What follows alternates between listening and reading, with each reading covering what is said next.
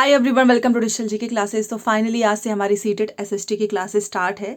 Day 1 है और हर एक क्लास के आपको पीडीएफ जो है साथ में मिलती जाएगी एक्सप्लेनेशन के साथ। ठीक है, तो ये हम क्वेश्चन आंसर डिस्कस करने वाले हैं। यहाँ पर आप देख सकते हो ये जो क्वेश्चंस पेपर है आपका, ये जो अभी हाल में पेपर हुआ है ना आपका 21 जनवरी, वही क्वेश्चंस पेपर है एसएसटी का। तो सबसे पहले हम ये क्वेश्चंस को करेंगे और एक्सप्लेनेशन के साथ करेंगे ताकि आपको समझ में आएगा कि क्यों आखिर में ये आंसर सही है इसका, जहाँ पे ज़रूरत होगी। ठीक है, तो चलिए स्टार्ट करते हैं। पहली बार आए होंगे तो चैनल को सब्सक्राइब करके प्लीज़ वीडियो को लाइक कर दीजिएगा, कंजूसी मत करिएगा। और इसका जो पीडीएफ है आपको मेरे टेलीग्राम पे मिलेगा, तो टेलीग्राम का लिंक कमेंट सेक्शन में मिल जाएगा। ठीक है, कमेंट सेक्शन में जाकर ज्वाइन हो जाना। हर दिन की पीडीएफ रख के अपने पास रिवीजन जरूर करें, क्योंकि ये सारे क्वेश्चन आंसर ही जो है आपको दोबारा से देखने को मिलेगा एग्जाम में। तो चलिए, आज हमारी ये पहली क्लास है और हर दिन आपको क्लासेस मिलेंगी। टाइम मैंने आपको बताया ही है 2 बजे, और एक और मैंने सोचा है 5 बजे, वो भी एक टाइम रखेंगे बाद में। तो चलिए, सबसे पहले ये हमारा एसएसटी है और इसमें आपको पता ही है एजर्शन एंड रीजन। यहाँ पर ये इंग्लिश रखा हुआ है, ऊपर है, और यहाँ पे साइड में आपको नीचे हिंदी मिलेगा। तो ये आप देख सकते हैं, अभिकथन और कारण से क्वेश्चन पूछा गया है। अब यहाँ पर आपको थोड़ा सा इसको जूम करती हूँ, अगर देखने में प्रॉब्लम हो तो प्लीज़ थोड़ा सा क्वालिटी बढ़ा लीजिएगा। तो देखिए, 2 कारण, एक कथन लिखा गया है कि 1960 में, एकदम फैक्ट डायरेक्ट एनसीईआरटी से उठाई गई है। तो 1960 में द्विभाषी बंबई प्रांत को मराठी और गुजराती भाषी लोगों के लिए 2 अलग अलग राज्यों में बांटा गया था। जी हाँ, बंबई प्रांत में ही बंबई वालों के लिए मराठी और गुजराती वालों के लिए गुजराती भाषी, इस तरीके से अलग अलग राज्यों में बांटा गया। ये एकदम सही है 1960 में। बट इसका कारण इसने क्या लिखा है बंबई वाले का, कि 1966 में पंजाब का भी विभाजन 2 राज्यों में हो गया था। पंजाब पंजाबी भाषियों के लिए और हरियाणा हरियाणवी के लिए, या फिर हिंदी बोलने वाले के लिए। देखिए, ये स्टेटमेंट तो सही है, बट आप मुझे बताओ, यहाँ पर बात हो रही थी मराठी गुजराती की, इसका रीजन तो मराठी गुजराती होना चाहिए था, और यहाँ पर इन्होंने पंजाबी को घुसा दिया है बीच में। तो कहीं ना कहीं अगर आप देखें तो कथन तो सही है, बट कारण सही नहीं है। बट यस, दोनों स्टेटमेंट अपनी जगह पे एकदम सही है कि 1960 में हमने क्या किया था, बंबई प्रांत को 2 भागों में बांटा था, एक मराठी और गुजराती लोगों के लिए। सेम इसी तरीके से हमने 66 में भी पंजाब को 2 भागों में बांटा था। जैसे कि आपको पता है, पंजाबी भाषियों के लिए पंजाब था और हरियाणवी या फिर हिंदी वालों के लिए हरियाणा था। स्टेटमेंट एकदम सही है, एक्सप्लेनेशन बस जो है गलत दे दिया है। तो कारण इसकी व्याख्या नहीं करता है, बट यस, स्टेटमेंट अपनी जगह पे सही है। तो हम जाएंगे दूसरे के साथ। ए और आर दोनों सही है, बट यस, आर ए की सही व्याख्या नहीं करता है। ठीक है, अब यहाँ पर कुछ चीजें भी मैं आप सभी के लिए यहाँ पर नोट करके लेकर आई हूँ स्पष्टीकरण में, ताकि आपको समझ में आएगा। तो देखिए, बॉम्बे राज्य जो भारत में एक द्विभाषी राज्य था, और वर्तमान में आपको पता है महाराष्ट्र और गुजरात राज्य शामिल थे, हालांकि भाषाई और क्षेत्रीय मतभेदों के कारण। अब इसका रीजन आप समझ जाओ। कारण जो यहाँ पर लिखा था ना, ये देखिए कारण, तो इसमें यहीं पर लिखा जाना चाहिए था कि ऐसा क्यों हुआ। तो भाषाई और क्षेत्रीय मतभेद हो गए थे, इस कारण इनको अलग अलग राज्यों में बांटा गया था। तो अब आप कभी डाउट मत रखना कि आखिर में ऐसा क्यों हुआ। तो आपस में मतभेद होने लगे थे भाषा के आधार पर, क्षेत्र के आधार पर, इसीलिए इनको अलग अलग जो है राज्यों में बांटा गया, भाषाई और क्षेत्रीय मतभेदों के कारण। और राज्य को मराठी भाषी और गुजराती भाषी आबादी के लिए अलग अलग इकाइयों में बांट दिया गया। ठीक है, तो चलो भाई, अब कोई मतभेद नहीं होगा। 1 मई 1960 को ही, अभी हम पढ़ ही रहे थे, बॉम्बे राज्य को आधिकारिक तौर पर 2 अलग अलग राज्यों, एक आपका महाराष्ट्र और गुजरात में विभाजित किया गया था। यह विभाजन भाषाई आधार पर आधारित था, जिसमें महाराष्ट्र मुख्य रूप से मराठी भाषी के लिए और गुजरात गुजराती के लिए। समझ में आ गया कि आखिर में 1960 में इन दोनों को क्यों बांटा गया था। रीजन क्या था, क्षेत्रीय भाषाई जो मतभेद होने लगे थे क्षेत्र के आधार पर, भाषा के आधार पर, इसीलिए मराठी जो है, मराठी भाषी लोगों के लिए महाराष्ट्र और गुजराती भाषियों के लिए गुजरात। ठीक है, तो ये इस क्वेश्चन का एक्सप्लेनेशन था, यहां पर आपको बिल्कुल अच्छे से समझ में आ जाएगा। अगला प्रश्न देखो, ये काफी आसान क्वेश्चन पूछा था कि Ladakh is also called little Tibet due to. आखिर में हम लद्दाख को छोटा तिब्बत क्यों कहते हैं, इसके रीजन है। इसका एक रीजन ये है कि देखो, यहाँ पे रिलीजियस सिमिलैरिटी है, धार्मिक समानता है।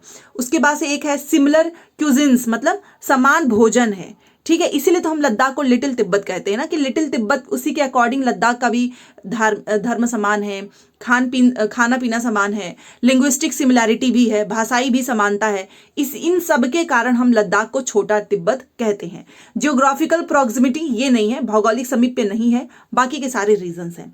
तो हम जाएंगे दूसरे के साथ, BCD, मतलब धार्मिक समानता, समान भोजन और भाषाई समानता। इसके कारण हम जो है लद्दाख को छोटा तिब्बत भी कहते हैं। ठीक है, चलिए, तो एकदम अच्छे से यहाँ पर एक्सप्लेन किया जाएगा, तो बस आप लोग लाइक शेयर सब्सक्राइब कर दीजिएगा, कोई दिक्कत नहीं होगी आपको समझने में। यहाँ पर देखिए अगला प्रश्न है कि 7वीं शताब्दी के प्रारंभ से निम्नलिखित में से किस विचार पर लोगों ने सवाल उठाना शुरू कर दिया। पहले वो सवाल नहीं उठाते थे, बट इसमें से आपसे पूछ रहा है कि which of the following ideas was questioned by the people, लोगों के द्वारा इस पर क्वेश्चंस किया गया था फ्रॉम द 7th सेंचुरी। तो ये आखिर में इसमें से कौन सा है जिसपे लोगों ने सवाल उठाना शुरू किया। केवल मानव जाति जीवन के अनंत चक्रों से गुजरते हैं, केवल वाला आंसर आपका कभी सही नहीं हो सकता है, मैंने पहले भी बताया है, गलत। सभी व्यक्ति जन्म के समय समान होते हैं, ये भी तो गलत है ना, सभी व्यक्ति जन्म के समय समान नहीं होते हैं। उसके बाद से लिखा है कि व्यक्तिगत, और इसमें प्रश्न उठाना वो शुरू भी नहीं किए थे, व्यक्तिगत प्रयासों से पुनर्जन्म के चक्र से छुटकारा पाया जा सकता है, इस पर भी कोई प्रश्न नहीं उठाया गया था 7वीं शताब्दी में। सामाजिक विशेषाधिकार किसी का जन्म का परिणाम है, इस पर प्रश्न उठाना शुरू किया था। मतलब जो सोशल प्रिविलेज होते हैं are a result of one's birth, सामाजिक विशेषाधिकार जो होता है वही है किसी के जन्म का परिणाम, इस पे जो है 7वीं शताब्दी के प्रारंभ में लोगों ने प्रश्न उठाना शुरू कर दिया था। तो समझ में आ जाएगा आपको कि 7वीं शताब्दी में किस पे प्रश्न उठाया गया था कि जो सोशल प्रिविलेज है ना वो रिजल्ट है किसी के जन्म का। समझ में आया? So option number 4। अगला प्रश्न देखिए,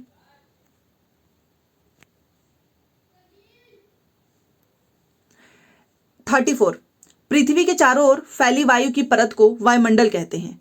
क्या चीज वायु को पृथ्वी के चारों ओर बनाए रखती है? अब यहां पर देखिए, ये हमारा अर्थ है, फॉर एग्जाम्पल यहां पर हम समझते हैं, ठीक है। ये देखिए अर्थ है, इसके चारों ओर जो है वायु की पतली परत जिसे हम नहीं देख सकते हैं, फील कर सकते हैं, ये वायु, तो इसको फैली हुई हम इसी को क्या कहते हैं? वायुमंडल कहते हैं। बट क्या आपने सोचा है कि आखिर में क्या चीज ये जो वायु है इसको पृथ्वी के चारों ओर जो है बनाए रखती है? मतलब ये इसको चारों तरफ ऐसी कौन सी शक्ति है, कौन सा बल है जो इसको बनाए रखती है? तो वो है gravitational force of the earth. जो पृथ्वी है ना, ये इसका गुरुत्वाकर्षण जो बल है ये चारों तरफ वायु को पृथ्वी के चारों तरफ बनाए रखती है। ठीक है, बहुत ही सिंपल सा इसका आंसर था। तो बस याद रखिएगा कि पृथ्वी के चारों ओर फैली की वायु की पतली परत को हम वायुमंडल कहते हैं। और क्या चीज जो है वायु को पृथ्वी के चारों ओर बनाए रखती है? तो वो है पृथ्वी का गुरुत्वाकर्षण बल। ठीक है, gravitational force of the earth. इसका एक्सप्लेनेशन भी देखते हैं ताकि आपको और अच्छे से समझ में आ जाए। तो अभी मैंने आपको बताया कि पृथ्वी के चारों ओर जो है आपको पता ही है वायुमंडल के चारों तरफ जो हवा है वो गैसीय आवरण है जिसको हम वायुमंडल कहते हैं। वायुमंडल में आपको पता है कि बहुत तरीके की गैस पाई जाती हैं, गैसों का मिश्रण होता है, और ये आपसे पूछेगा कौन कौन से। पृथ्वी को चारों ओर से घेरे हुआ है।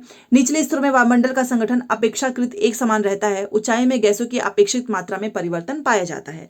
तो सबसे ज्यादा अगर पूछा जाए कि वायुमंडल में कौन सी गैस पाई जाती है तो नाइट्रोजन और ऑक्सीजन सबसे ज्यादा यही है। बाकी के सारे जो है 1 में आप काउंट कर सकते हो।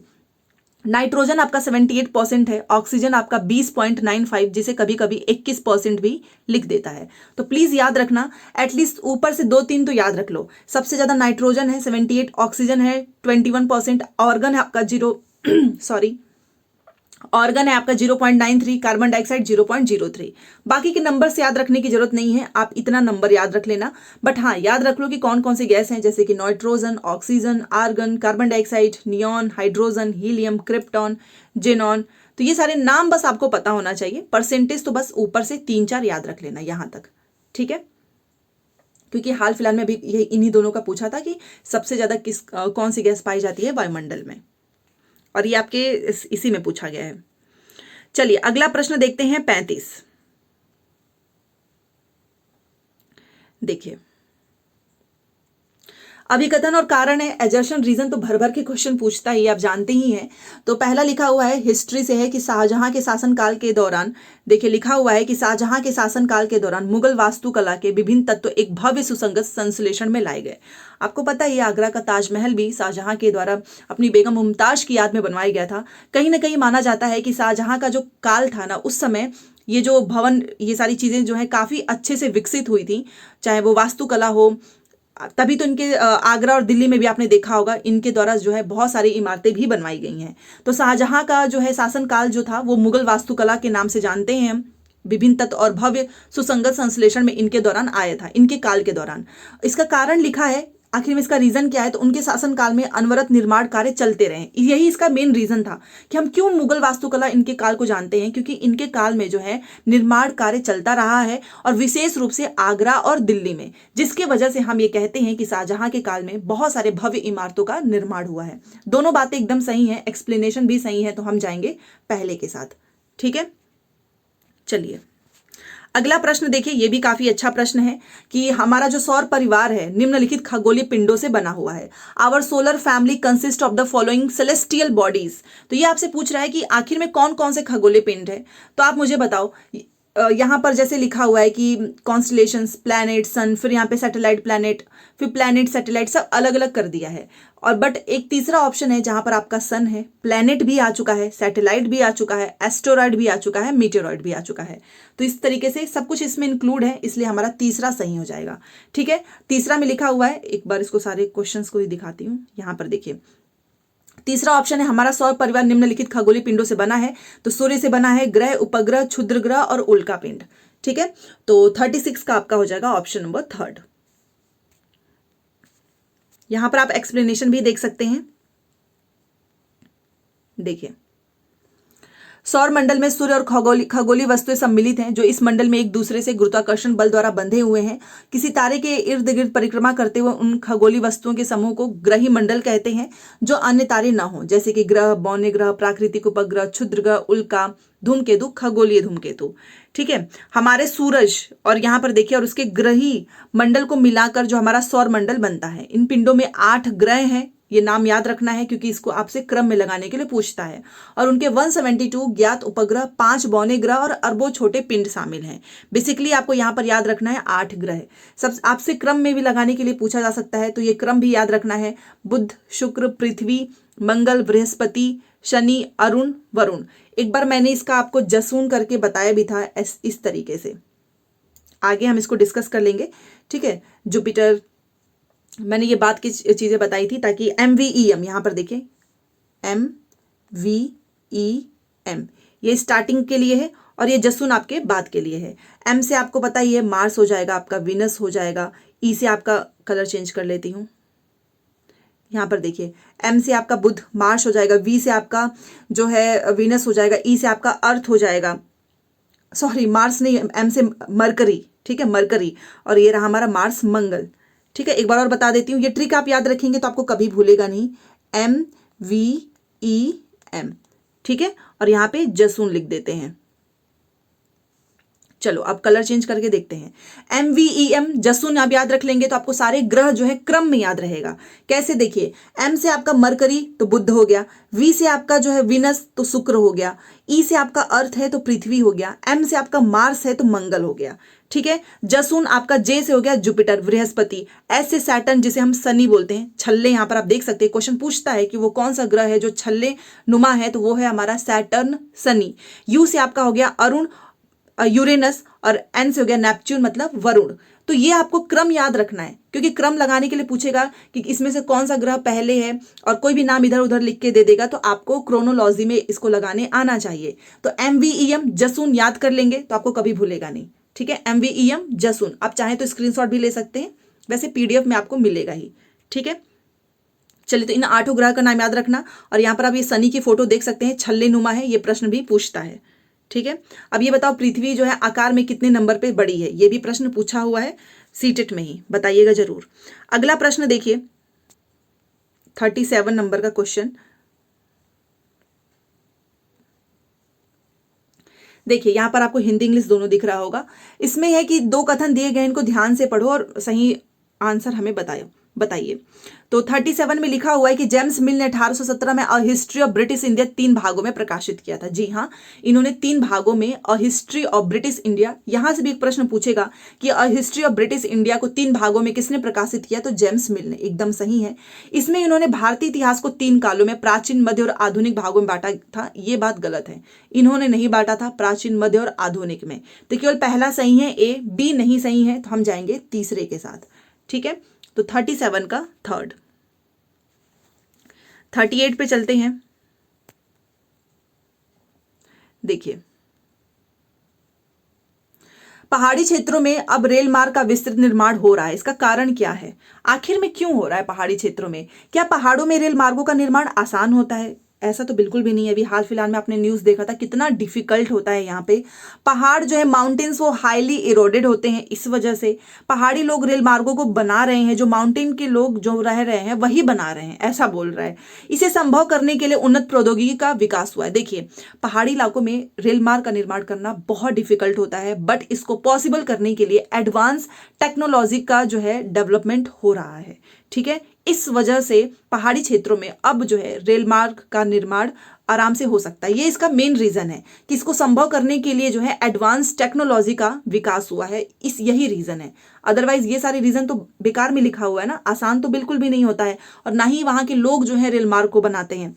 इसलिए हम जाएंगे 4 के साथ। ठीक है, चलिए 39 देखिए।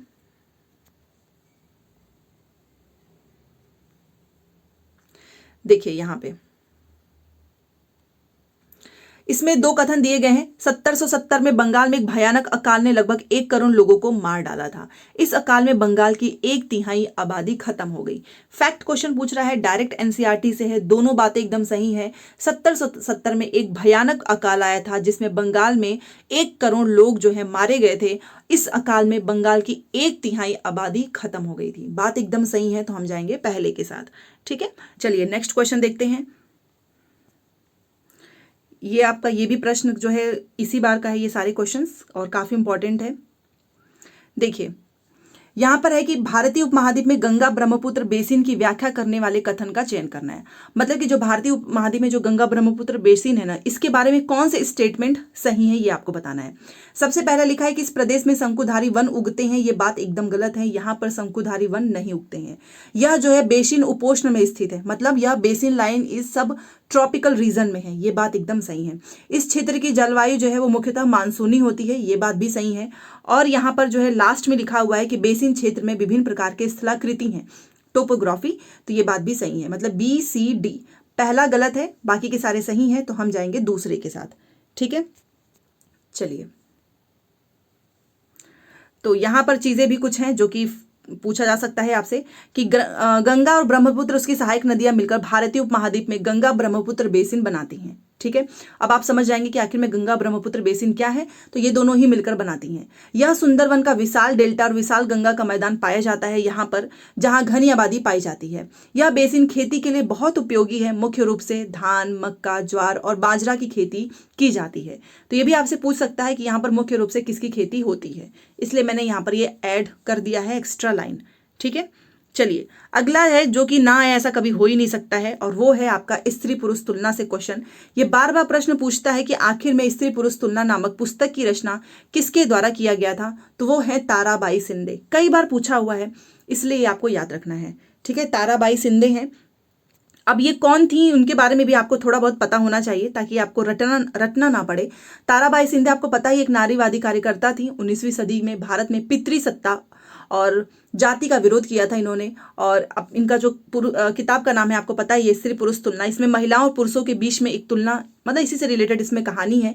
1882 में मराठी में प्रकाशित की जाती है, और ये पैम्पलेट उच्च जाति के पितृसत्ता की को क्रिटिसाइज कर रहा है, और अक्सर पहला आधुनिक भारतीय नारीवादी पाठ माना जाता है। हिंदू धार्मिक ग्रंथों को महिलाओं के उत्पीड़न, मतलब महिलाओं को किस तरीके से जो है टॉर्चर किया जाता था, इस स्रोत के रूप में चुनौती देने के लिए अपने समय के लिए बहुत ही विवादास्पद था। आज भी विवादास्पद और बहस का मुद्दा बना हुआ है। तो याद रखना, स्त्री पुरुष तुलना नामक पुस्तक की रचना जो है ताराबाई शिंदे के द्वारा। ठीक है, 41 का तीसरा। अगला प्रश्न देखते हैं 42। और ये प्रश्न भी, जितने भी क्वेश्चंस इस बार सीटेट ने उठाए हैं ना, अगर आप खुद एक बार एनसीईआरटी की किताब पढ़ेंगे तो आपको समझ में आएगा, उससे बाहर नहीं है। जैसा कि गेहूं और जौ के बारे में पूछा है कि जौ जैसे फसल उगाने के लिए सर्वप्रथम साक्ष्य निम्नलिखित में से किस स्थान में मिले हैं। ये आपसे साक्ष्य पूछ रहा है। अदरवाइज कुछ लोग बोलेंगे कि इंडस वैली होनी चाहिए, सिंधु सभ्यता। बट यहाँ पर ये आपसे क्या पूछ रहा है, किस स्थान पर सर्वप्रथम साक्ष्य मिला है, और वो है सुलेमान और किर्थर हिल्स। याद रखना है 42 का तीसरा होगा। जो गेहूं और जौ जो है, सबसे पहले हमको सुलेमान और किर्थर हिल्स, यहाँ से इनके साक्ष्य मिले हैं। तो तीसरा हो जाएगा इसका राइट आंसर। अगला आपका फिर से एक पैडागोजी से क्वेश्चन पूछा हुआ है, एजर्शन एंड रीजन है। तो ये देख लेते हैं 43। तर्क और कथन, मतलब अभिकथन और कारण। यहाँ पर लिखा हुआ है कि रूढ़िबद्ध धारणाएं लोगों को ऐसे काम करने से रोकती हैं जिनमें वे अच्छे हैं। अब इसको हम किस तरीके से समझेंगे, ध्यान से सुनिए। देखिए, जो स्टेरियोटाइप्स होते हैं वो prevent people from doing certain things that they are good at. मतलब मान लीजिए कि आप जो है डांस बहुत अच्छा करते हो या फिर आप गाना बहुत अच्छा गाते हो, बट एक ऐसे जगह से हम लोग बिलोंग करते हैं जहां पर लोग नाच गाने को एक बहुत ही क्रिटिसाइज करते हैं, गलत तरीके से देखते हैं। तो ये स्टीरियोटाइप जो सोच है आसपास में इतनी ज़्यादा होगी ना कि हम चाह कर भी हम वो काम नहीं कर पाएंगे जिसमें हम अच्छे हैं। ठीक है, तो ये चीज़ है, ये पहले भी पूछा हुआ था, तो इसको मैंने इसलिए एक्सप्लेन किया है कि रूढ़िबद्ध जो धारणाएं होती हैं वो लोगों को ऐसे काम करने से भी, कुछ लोग एक्टिंग में काफ़ी अच्छे होते हैं बट वो नहीं जा पाते हैं। ठीक है, वो इसमें बहुत बेस्ट होते हैं, बट ये जो आसपास की जो स्टीरियोटाइप जो सोच होती है वो हमें रोक देती हैं। रूढ़िबद्ध धारणाएं हमें व्यक्ति में अनोखे गुण और कौशल को देखने से भी रोकती है तथा उन्हें एक ही प्रकार के खांचे में जड़ देती है। अब मान लीजिए आप डांस में अच्छे हो, आप म्यूजिक मतलब गाना वगैरह अच्छा गा लेते हो, बट जो आसपास के लोग हैं ना वो आपके इन गुण को, कौशल को देख ही नहीं सकते हैं। वो आप सभी को एक खांचे में जड़ेंगे कैसे, कि भाई तुम डॉक्टर बनो, तुम इंजीनियर बनो, टीचर बन जाओ, IAS PCS बन जाओ, क्या इस नाच गाने में कुछ नहीं रखा है, कोई करियर नहीं है। तो ये सबको क्या कर दिया, एक खांचे में ही जड़ दिया कि बस यही एक चीज़ें हैं, बाकी के कुछ नहीं है। तो इसलिए ये दोनों स्टेटमेंट यहाँ पर हमारा सही होता है और व्याख्या भी सही है। ठीक है, चलिए आगे बढ़ते हैं। 43 हो गया, 44 पे चलते हैं। यहाँ पर देखिए, अभी हम जस्ट पढ़ रहे थे इसी के बारे में कि वायुमंडल के अधिकांश कौन सी 2 गैसें हैं, और वो है आपका नाइट्रोजन 78%, ऑक्सीजन 21%। ठीक है, ये अभी मैंने आपके साथ डिस्कस भी किया था, तो इसका हो जाएगा तीसरा। यहाँ पर आप देख भी सकते हो, मैंने आपको बताया था नाइट्रोजन 78, ऑक्सीजन पॉइंट में 20.95, कई बार एग्जाम में 21% लिखता है। बाकी के यहाँ तक आपको याद रखना है, क्योंकि आपसे पूछेगा सबसे ज़्यादा कौन सी है, तो यही दोनों है, नाइट्रोजन एंड ऑक्सीजन। ठीक है, चलिए क्लास कैसी लग रही है जरूर बताना, हर दिन क्लासेस ऐसे ही मिलेंगी। अगला प्रश्न देखिए 45, 2 कथन दिए गए हैं, इनको ध्यान से पढ़ना है और बताना है कि इसमें क्या सही है क्या गलत है। सही वाला वैसे बताना है कि वेद समाज की स्थापना 1864 में मद्रास में हुई थी, एकदम सही है। वेद समाज आर्य समाज से प्रेरित था, गलत। वेद समाज आर्य समाज से नहीं, ये था ब्रह्म समाज से। किससे था, ब्रह्म समाज से। तो बी तो आपका गलत हो गया, ए सही है, तो हम जाएंगे तीसरे के साथ। याद रखना ये फैक्ट है कि वेद समाज की स्थापना 1864 में कहां पर हुई थी, मद्रास में हुई थी, और वेद समाज आर्य समाज से नहीं, किससे था प्रेरित, ब्रह्म समाज से। ठीक है, तो ये हो गया हमारा तीसरा 45 का। एक्सप्लेनेशन यहाँ पर कुछ मैंने रखा हुआ है, याद रखिएगा कि वेद समाज की जो स्थापना है वो किसने किया था, तो ये भी पूछता है, तो केशव चंद्र सेन और के श्रीधरलू नायडू ने किया था स्थापना।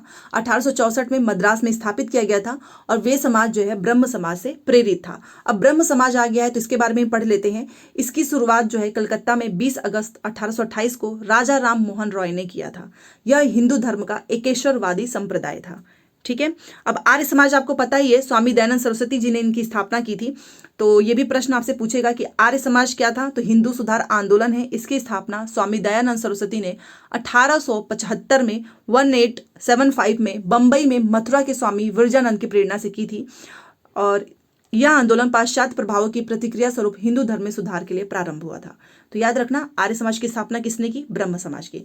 आर्य समाज की दयानंद सरस्वती ने, और ब्रह्म समाज की यहाँ पर देखिए राजा राम मोहन रॉय ने। ठीक है, वेद समाज की अगर बात किया जाए तो वो किया था स्थापना केशव चंद्र सेन और के श्रीधरलू नायडू ने। वेद समाज प्रेरित था ब्रह्म समाज से, ना कि आर्य से। ठीक है, तो एक प्रश्न के थ्रू मैंने सारे यहाँ पे डाउट्स क्लियर कर दिए। नेक्स्ट क्वेश्चन, जिसपे आपको पता है एक नया बिल आया था जिसमें से पुरुष और महिलाओं दोनों की जो मैरिज वाली जो आयु है उसको बढ़ाया गया है, पहले कितना था यही आपसे पूछ रहा है। तो ये भी काफी अच्छा प्रश्न है, यहाँ पर हम देख सकते हैं। देखिए लिखा हुआ है कि 1929 में बाल विवाह विच्छेद अधिनियम पारित किया गया था। तो सबसे पहले यही प्रश्न पूछेगा कि कब पारित किया गया था, 1929 में। इस अधिनियम के अनुसार पुरुष तथा महिला के लिए शादी की न्यूनतम आयु, मिनिमम जो है फिक्स किया गया है, वो कितना है ये आपसे पूछ रहा है। तो पहले था 18 वर्ष और 16 वर्ष, याद रखना। बट एक नया कानून आया जिसमें पुरुष की एज 18 से बढ़ाकर कर दिया गया था 21, और महिलाओं का 16 से बढ़ाकर कर दिया 18। तो ये भी आपको याद रखना है। तो ये फिलहाल पहले वाला था 18 और 16, ये हो जाएगा हमारा राइट आंसर।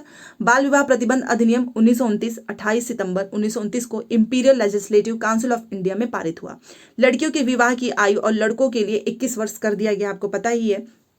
14 वर्ष जो है लड़कों की 18 वर्ष तय की गई थी, जिसे बाद में लड़की, मतलब ये बता रहा है कि पहले जितना था 18 अब हो चुका है लड़कियों के लिए, और लड़कों के लिए हो चुका है 21। तो बेसिकली आपको बस ये याद रखना है, यहाँ पर ये ज़्यादा इंपॉर्टेंट है कि इस अधिनियम के अनुसार पुरुष तथा महिला के लिए शादी की न्यूनतम आयु कितनी रखी गई है, तो पुरुष के लिए है 18, महिलाओं के लिए है 16। तो 46 का आपका हो जाएगा दूसरा। ठीक है, बट अभी मैंने आपको बताया ना लड़कों के लिए किस कर दिया गया, लड़कियों के लिए 18। ये तो फिलहाल वाला है। अगला प्रश्न देखते हैं 47। देखिए, भारत और बांग्लादेश पटसन जूट, थोड़ा सा इसको जूम करती हैं। भारत और बांग्लादेश पटसन जूट के अग्रणी उत्पादक हैं। पटसन की वृद्धि को बल प्रदान करने वाले कथनों का चयन करें। मतलब ये बेसिकली आपसे पूछ रहा है कि जो पटसन है उसकी वृद्धि को क्या क्या चीजें सपोर्ट करती है, किस वजह से उसकी वृद्धि होती है, वो आपसे बताना है। आपको इसमें से बताना है। यहाँ पे 4 ऑप्शंस लिखे हैं, देन नीचे 4 ऑप्शंस हैं, इसमें से आपको राइट आंसर बताना है। ठीक है, तो चलो देख लेते हैं। सबसे पहले देखो, इसकी वृद्धि के लिए एक यह जलोढ़ मृदा में अच्छे ढंग से विकसित होगा जूट, पटसन जो है। ठीक है, तो ये एकदम सही है। उसके बाद से इसमें ये सही होगा कि इसे जो है उच्च तापमान की भी आवश्यकता होती है। अब उच्च की आवश्यकता होती है तो निम्न वाला तो हो ही नहीं सकता है, गलत। ठीक है, क्योंकि इसको हाई टेम्परेचर की जरूरत है, ना कि लो। तो ये वाला सी तो हो ही नहीं सकता है, क्योंकि इसमें निम्न की बात हो रही है। इसे भारी वर्षा और आर्द्रता की भी आवश्यकता होती है। जी हाँ, हैवी रेनफॉल। तो A, B and D, option number दूसरा सही है। तो अब जब भी ये प्रश्न आपसे पूछेगा कि इंडिया और बांग्लादेश क्या है, लीडिंग प्रोड्यूसर्स हैं जूट के, और इसमें से आपको बताना है कि जो जूट है उसकी ग्रोथ को क्या चीजें सपोर्ट करती हैं, जिसकी वृद्धि होती है ज्यादातर। तो ये आपको पता है, ये जलोढ़ मृदा में बहुत अच्छे से विकसित होगा, और इसको हाई टेम्परेचर की जरूरत है, हैवी रेनफॉल और ह्यूमिडिटी की। लो टेम्परेचर लो रेनफॉल की जरूरत नहीं है। तो ये तीनों ऑप्शंस इसमें सही हो जाएगा। तो ए, बी एंड डी 47 का दूसरा। 48 पे आते हैं। वही सेम चीज यहाँ पर लिखा हुआ है कि पश्चिम बंगाल भारत में, अगर भारत की बात की जाए तो पश्चिम बंगाल जो है वो भारत में जूट का सबसे बड़ा उत्पादक है। याद रखना, भारत दुनिया में जूट का सबसे बड़ा उत्पादक है। जूट की कुल विश्व उपज का लगभग 60% है। तो आपको याद रखना है, अगर भारत की बात की जाएगी तो पश्चिम बंगाल है आगे। ठीक है, चलो 48 देखते हैं। Wind blow dry lips down the pavement, how do winds blow. मतलब कि पवन जो है, आपने देखा होगा जब हवा वगैरह चलती है तो सड़क पर जो गिरी सूखी पत्तियां होती हैं वो उड़ने लगती हैं। तो पवन आखिर में बहती कैसे है, ये आपसे पूछ रहा है। ठीक है, किस तरीके से, किस तरफ बहती है, तो बताइए। तो उच्च दाब क्षेत्र से निम्न दाब क्षेत्र की ओर वायु की गति होती है। याद रखना, movement of air from high pressure area to low pressure area. ये कई बार पूछा हुआ है कि आखिर में पवन कैसे बहती है, तो हाई प्रेशर से लो प्रेशर। ठीक है, तो 48 का आपका हो जाएगा फर्स्ट। अगला देखते हैं 49। Torrid zone on earth receives maximum heat. पृथ्वी पर उष्णकटिबंध क्षेत्र जो है सबसे अधिक उष्मा प्राप्त करता है। क्यों? क्योंकि दोपहर का जो सूर्य होता है ना, वो ठीक यहां पर आप हैं और ये यहां पे सन है, ठीक सिर के ऊपर होता है। इस वजह से पृथ्वी पर उष्णकटिबंध क्षेत्र सबसे अधिक जो है मैक्सिमम हीट प्राप्त करता है, because the mid day sun is exactly overhead. ठीक है, तो 49 का तीसरा। तो यहां पर आप देख सकते हैं, उष्णकटिबंध में कर्क रेखा और मकर रेखा के बीच के सभी अक्षांशों पर सूर्य वर्ष में एक बार दोपहर में सिर के ठीक ऊपर होता है, इसलिए इस क्षेत्र में सबसे अधिक उष्मा प्राप्त होती है। चलिए नेक्स्ट क्वेश्चन पे चलते हैं। 50 क्वेश्चन अभी और भी हैं, बट एक्सप्लेनेशन के साथ करेंगे तो समय तो लगेगा ही। देखिए, आपने ग्लोब देखा ही है, इस पे खींची गई रेखाओं को हम अक्षांश और देशांतर के रूप में जानते हैं, मतलब लैटिट्यूड और लॉन्गिट्यूड के रूप में जानते हैं। तो आखिर में ये रेखाएं किस उद्देश्य के लिए होती हैं, किस हमारे जो है किस उद्देश्य को पूरा करती हैं? जो लैटिट्यूड्स होती हैं और लॉन्गिट्यूड्स, आपसे यही पूछ रहा है। तो ये क्या करती हैं? पृथ्वी पर कोई भी स्थान ढूंढने के लिए, लोकेट प्लेसेस ऑन अर्थ, पृथ्वी पर स्थानों को ढूंढने के लिए जो है अक्षांश और देशांतर, ये हमारे इसी उद्देश्य को पूरा करती हैं। अब ये अक्षांश और देशांतर क्या होते हैं ये भी देख लेते हैं। तो याद रखिएगा, इसका दूसरा हो जाएगा। तो देखते हैं, यहां पर देखिए, ये देखिए, ये 2 फोटो में आपको दिख रहा होगा, यहाँ पे ये लाइन ऑफ लैटिट्यूड है, ये लॉन्गिट्यूड है। मतलब ये जो ऐसे लाइंस होंगे, देखिए ये जो ऐसे लेटे हुए जो लाइंस है हम उसको बोलते हैं लैटिट्यूड, और ये लॉन्गिट्यूड आपका ऐसे रहता है, आपको इस फोटो में समझ में आ जाएगा। तो समझ में आ जाएगा कि लैटिट्यूड कौन सी है, लॉन्गिट्यूड क्या है। तो पृथ्वी में किसी स्थान की भौगोलिक स्थिति का निर्धारण अक्षांश मतलब लैटिट्यूड ये रहा और देशांतर रेखाओं द्वारा किया जाता है। समझ गए, to locate place on the earth. किसी स्थान का अक्षांश धरातल पर उस स्थान के उत्तर से दक्षिण, तो ये आपका लैटिट्यूड जो है उत्तर से दक्षिण की स्थिति को, तथा जो देशांतर होता है वो पूर्व से पश्चिम की स्थिति को प्रदर्शित करता है। तो ये भी आपको याद रखना है कि जो लैटिट्यूड है वो उत्तर से दक्षिण और जो ये आपका लॉन्गिट्यूड है वो पूर्व से पश्चिम की स्थिति को प्रदर्शित करता है। बेसिकली लैटिट्यूड और लॉन्गिट्यूड हमारे किस उद्देश्य को पूरा करता है, तो to locate place on the earth, ठीक है, स्थान को ढूंढने के लिए। तो ये हो गया आपका लैटिट्यूड एंड लॉन्गिट्यूड। और ये आपका बीच में ये आपका जो है इक्वेटर है जिसे हम भूमध्य रेखा बोलते हैं, और ये जो है प्राइम मेरिडियन है। अगर बात किया जाए कि ग्लोब पर सबसे लंबा अक्षांश, तो वो है हमारा विषुवत रेखा। विषुवत रेखा 0 डिग्री अक्षांश पर स्थित है। ये रहा आपका 0 डिग्री अक्षांश पर, ठीक है, ये सबसे लंबा अक्षांश है विषुवत रेखा जिसे हम भूमध्य रेखा भी बोलते हैं। तो यहाँ तक हमने 50 क्वेश्चंस जो है डिस्कस किए हैं। आपको क्लास कैसी लगी, समझ में आया या नहीं, और हर दिन आपको क्लासेस मिलेंगी, तो प्लीज़ चैनल को सब्सक्राइब करना ना भूलें, बेल आइकन को प्रेस कर लेना। प्लेलिस्ट मैं इसकी अलग से बनाऊंगी, वहाँ पर वीडियोस ऐड होते जाएंगे। तो चलिए मिलते हैं नेक्स्ट क्लास में। Thanks for watching.